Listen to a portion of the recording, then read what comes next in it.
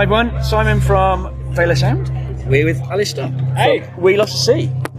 Right, first off, thank you very much for taking the time. I really appreciate it. Right, how was yesterday?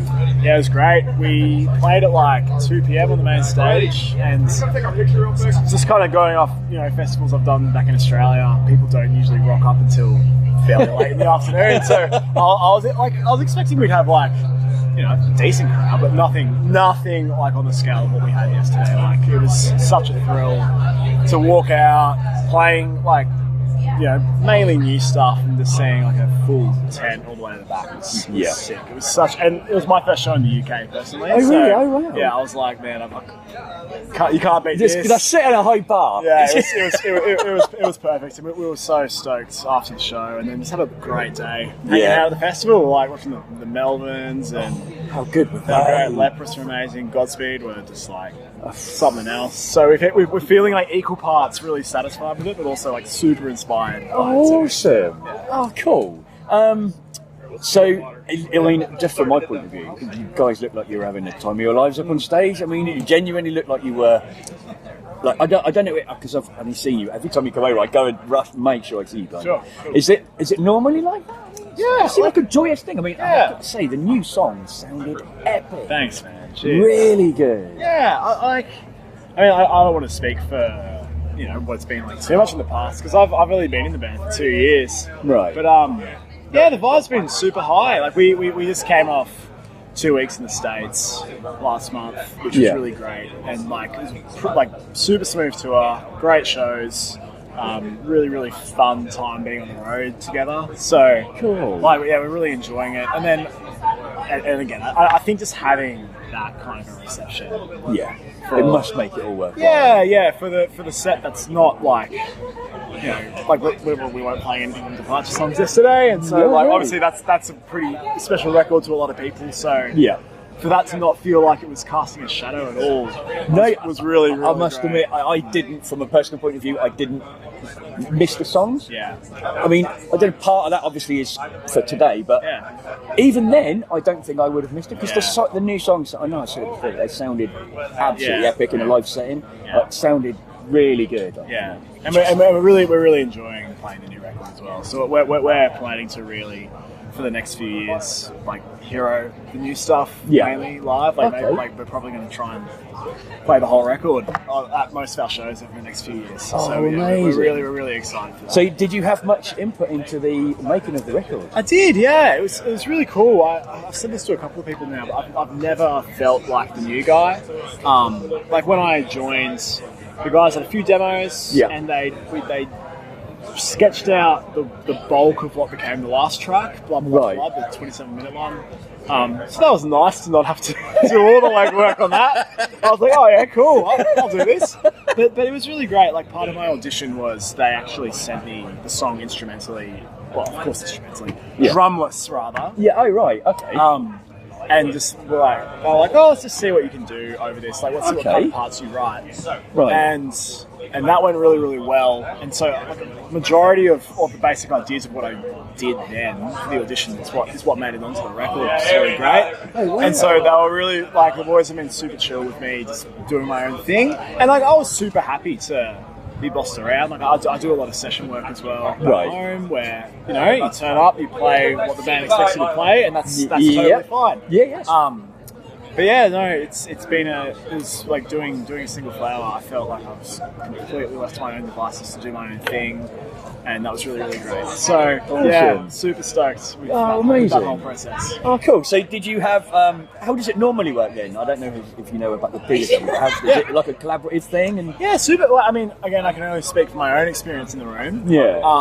Very collaborative. So we basically meet up, like, I'd say maybe once a month throughout the year that we're writing the album for, and just have some beers and play each other music that we've been listening to, and then try and rip it off a little bit. That's what I was doing in the room anyway. I was like, oh, cool. So what kind of stuff were you playing in? Yeah, well, so for this album, I really was getting into Cold of Luna for the first time. I was really getting into Sigur Rós for the first time. Which are like, I know there's like benchmarks for any band with a post in front of their genre title. But they're fish for a reason, though. Yeah, exactly. Yeah, heavyweights for a reason. And so, like, there's a lot of, you know, like, I think it's quite obvious at some points on the album. It's like, oh, okay, that's from Sigur Ros's Untitled record, what he's doing there, and that's like, I love listening to artists and hearing what they're, like, you can tell sometimes what they've been listening to themselves. Like, if you listen to a Mastodon record, you know that they've listened to heaps of Neurosis. Oh, yeah. And you can hear it right there. I mean, I know that's not a band we're meant to talk about too much anymore. Oh, like Bird by the Sun is another one that they listen to a lot. Yeah. And I kind of love hearing artists being inspired by this. So I very much was trying to channel that. But yeah, man, so it was like we basically meet up once a month and jam, and then as we sort of came closer and closer to tracking, we actually booked out a couple of weekends in the studio that we recorded the record at to do some pre-production. Yeah. And in that time we kind of pulled all the songs apart, rewrote them, and actually we wrote a couple of new ones for the album in that kind of... Oh, what, off the back of those sessions? Yeah, like we had a couple of riffs floating around and we ended up sort of turning those into full tunes as well. So that like really, like everything here is black and blinding and it kind of came about that way, which was really great. So there was a lot of spontaneity involved in it. So all up, I'd say we cut the record in about 12 days with about 6 days of pre-pro as well. Wow. Pre-pro / rewriting. So yeah, it was focused and intense because we've got jobs and families and stuff. Yeah. But it was also it was a lot of fun. Cool. Yeah. Oh, nice. Right. With regards to the artwork on the album, is it still in-house that you do? It is. Yeah. So Matt Harvey, our guitar player, does all of that. And this, like, we always try and go for a strong theme of each record. So this one was much more along the lines of like, what gives you a reason to get up in the morning? Like, what's your single flower that you can kind of find in the world amongst everything? It's the slither of hope in a bit of a shitty world, isn't it? Yeah, absolutely. Yeah. So that was, Matt knocked it out of the park as always. Did he have various iterations of it and say which ones do you guys prefer, or was it a case of this is what I think we should go with?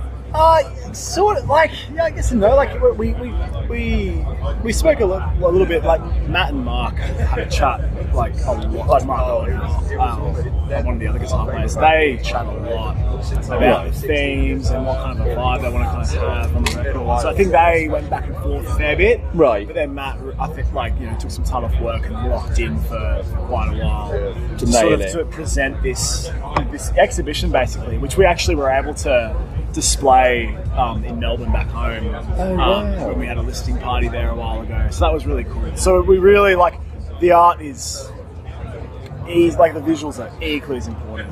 They definitely seem to be integral to the band. Big time. I mean, to the point where, personally, I have the Departure songs vinyl cover framed on my wall. It's just such an amazing piece of art. Yeah. No, I was a big fan of the band before joining, and that's well, that must have been a bit of a dream. Yeah, it was. But I remember when I was in school, being like, I love the David Shaw piece. It was one of my favorite things. So yeah, we were talking to someone about it the other day actually, and it was a case of. It's just a phenomenal album. But it's one of those things where if you dive a little bit deeper and you learn what the songs are about and you learn what it's all for, it just blossoms into this absolutely Departure thing. Songs, Yeah. Well, but every album, I think, it's just. I don't know how you guys do it. Magic. Magic. I'm going to go for magic. Thanks. Cheers. Yeah. Okay. Bit of an off-the-wall question. If you could. Do your own festival, like one day festival. Damn. Who would be your top 3 bands? We're talking about dream scenario. Yeah, okay. Well, let's say if I had unlimited budget, and let's say it's similar genre spread to ArcTangent, for example. So even sticking in the heavy world. Mastodon are one of my favourite bands ever. I've already name checked them, so I'd be booking that. Probably want to book Porcupine Tree. I'm a big prog head, so that's something that really gets me going.